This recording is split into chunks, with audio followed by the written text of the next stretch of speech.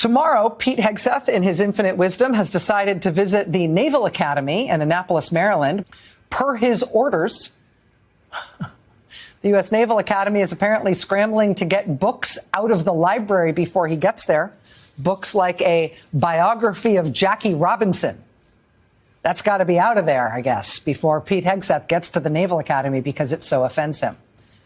Because, you know, he's really focused on lethality. It's Ken Harbaugh with the Midas Touch Network. We just learned ahead of Pete Hegseth's trip to Annapolis that multiple displays highlighting the contributions of women graduates of the Naval Academy have been taken down or covered up, as in literally covered up, so that the Secretary of Defense won't have to be confronted by these stories.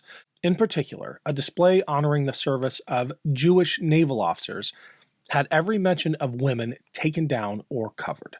We don't know if this display will be restored after Hegseth's visit, but the very fact that our military, compelled by Hegseth's and Trump's anti-DEI mandates, feels compelled to erase the contributions of women and minorities, it's a disgrace. One of the threads that I've been wanting to unravel is the connection between the performative masculinity of Pete Hegseth and what has gone wrong with American men more broadly.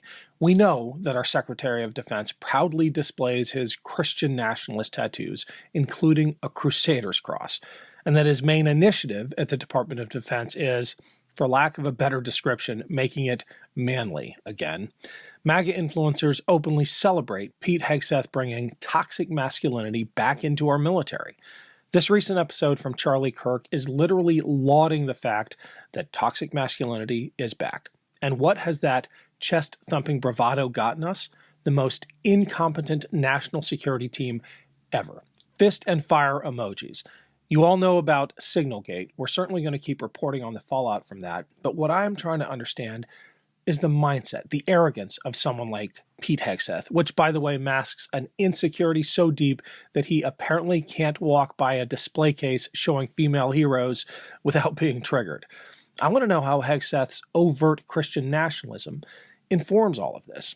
I think Angela Denker gets it. Yesterday, I shared part one of our conversation about her new book out this week titled Disciples of White Jesus. In part two, Angela dives into how right-wing evangelicalism feeds the worldview of those in Trump's orbit and stokes the flames of fanaticism to convince people like Pete Hegseth, who is a religious zealot, that America is engaged in a crusade to stop progress, like equal opportunities for women. The fact that Pete Hegseth wears his crusader values as a badge of pride, the Crusader cross, the word infidel in Arabic tattooed on his skin, it gives you an appreciation of just how pervasive the extremist Christian nationalist ideology has become in Trump's inner circle. Angela Denker does a great job of explaining the role of right-wing churches in all of this. Here's part two of our conversation. You call out the faith community for not doing more to describe a positive version of masculinity, but it's worse than that. The indictment of the faith community includes advancing these grotesque versions of masculinity. How do they wrap that in Christianity? You almost have to ignore the entire New Testament to get away with that. When you're in these spaces talking to these pastors, what's their most convincing argument? I just don't get any of it. Well, I mean, you're neglecting those few verses in Paul that tell women to sit down and be quiet. Fair enough. And that say that, those are their timeless truths. When we're looking at the New Testament, those are what you tend to hear over and over and over again, that the man is the head of the family. And it's really grounded, their idea of Christianity is really grounded in hierarchy. It's really not grounded, as you note, in the biblical text. It's not grounded, certainly, in the Beatitudes or in the messages of Jesus, which is... Well, that's the thing. It's the red letter text. Explain the red letter text for the uninitiated that you have to ignore to abide this worldview. Yeah. Yeah, I mean, and that's why ultimately the book gets White Jesus in the title, because White Jesus, and it's really... when I look at both books that I've written, both Red State Christians, which was my first book, sort of a post-mortem of Christianity in the 2016 election. They're really interesting to be read as a 2-volume work in some ways, because we've made this transition in American politics and American Christianity from red state Christians, which is something I think you and I both understand. Maybe we grew up with a little bit, this sort of sense that America's the promised land, that the American military is fighting for democracy and freedom and Christianity. All of those things Trump leaned into in 2016. We are in a new place in 2024 where we've moved from red state Christians, honor the flag, support the troops, sort of lip service, of course, to this kind of argument from American Christians, to disciples of white Jesus. And white Jesus has now become the object of faith. And what I've really noticed recently too, and this certainly, we have to talk about the assassination attempts on Donald Trump as this time when he really took on this messianic mantle. And you start to hear a lot more conversation about Trump himself in the same breath as Jesus. And so we have white Jesus and Donald Trump. And if you look at iconography, imagery, the increasing amount of muscles that are starting to be shown on Jesus and on Donald Trump, the way they're depicted in a masculine sense, it's verging closer together, and it really crowds out the historical Jesus. Certainly the history of Jesus, that he was in the Middle East, he wasn't American, he was Jewish, all of these facts don't matter. And that's where we get back to the algorithm, because the algorithm does not care about facts. The algorithm does not care about truth or history. It just promotes extreme interest that keeps people tuned in and keeps them buying things. Well, and this version of Jesus certainly doesn't account for what he actually said. That's the red letter text in the Bible I grew up with. His words were in red text, and that was sort of the basis for the understanding of his ministry. The rest was helpful, but that red letter text was the foundation, and you kind of have to ignore all of it to believe in a Jesus holding an AR-15. And those memes exist, right? And they're not ironic. I mean, there is a serious movement in Christian nationalism today that pairs Jesus with assault weapons. Yeah. And that's the reason why the book starts out by talking about danger, because it's dangerous. And these weapons are dangerous towards others, and they're dangerous towards those who are wielding them themselves. And that violence and that danger is part and parcel both of this movement and of just authoritarianism writ large. Because when you're scared and you're worried about violence, you're much more susceptible to the promises of an authoritarian leader and willing to give up your rights to follow that leader. You go deep into one particular example of how that danger actually affected the lives of real people in the community of Charleston.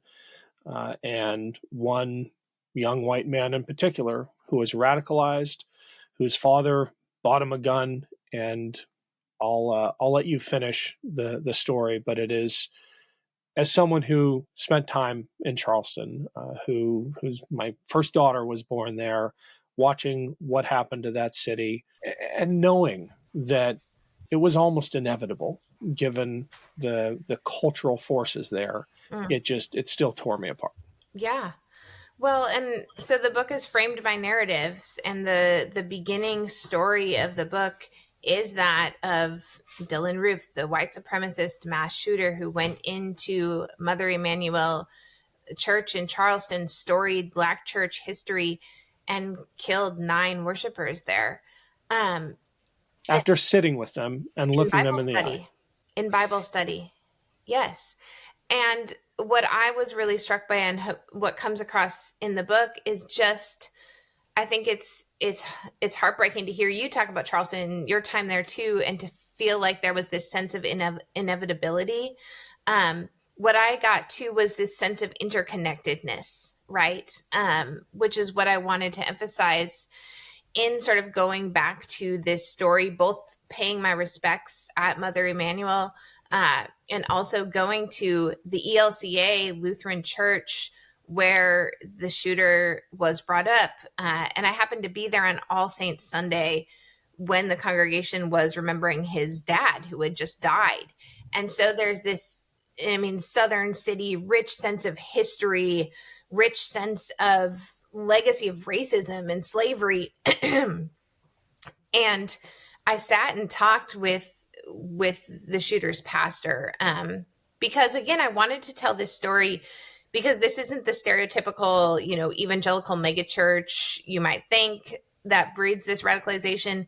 This is a small, mainline, relatively progressive congregation in South Carolina. And what his pastor talked about was this shared sense of shame, of guilt, of regret that so many white Christians carry and don't know what to do with because of the legacy of racism in our churches.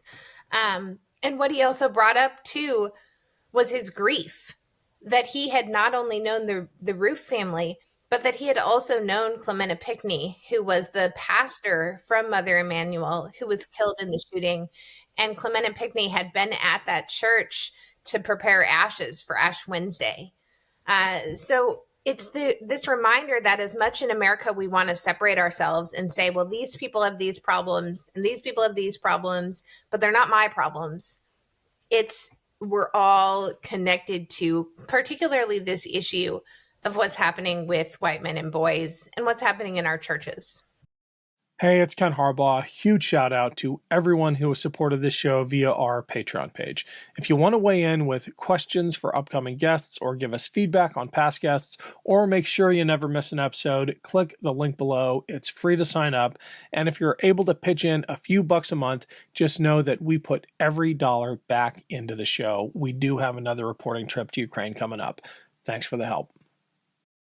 Can you talk about Caleb and de-radicalization? Give us some hope as we wrap up our conversation. So we begin with this story in Charleston. We end with this story in Phoenix with Caleb. And Caleb shared with me his own journey that he brought up sort of conservative Texas Christianity, grew up in Arizona as well, and then joins a skinhead group. In his sort of cynicism about the church in general, becomes very involved in white supremacist ideology, violence, beatings. And then as he steps away from that group, his next stop is Pastor Mark Driscoll, who's one of sort of the famous purveyors of this masculine, violent Jesus.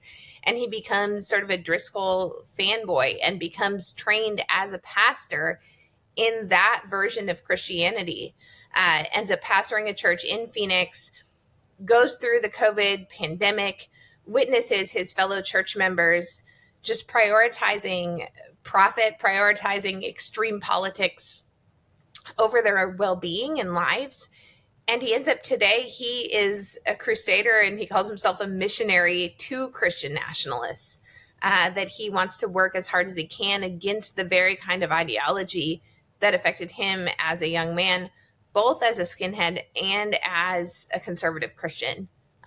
So a really powerful story. And there's another kind of ending story as well that brings up a different side of what masculinity can look like in healing even after abuse.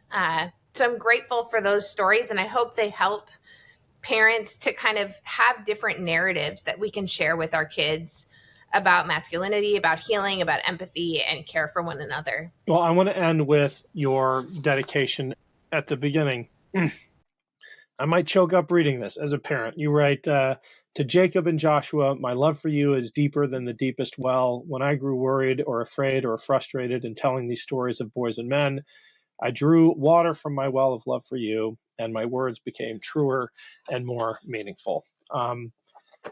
I don't think I've ever read a better dedication. I think the dedication in my book was to my children, without whom this book would have been finished much sooner. Yours is better. Thank you so much, Angela. The book is Disciples of White Jesus, and it's out now. Thanks a lot. Thank you, Ken.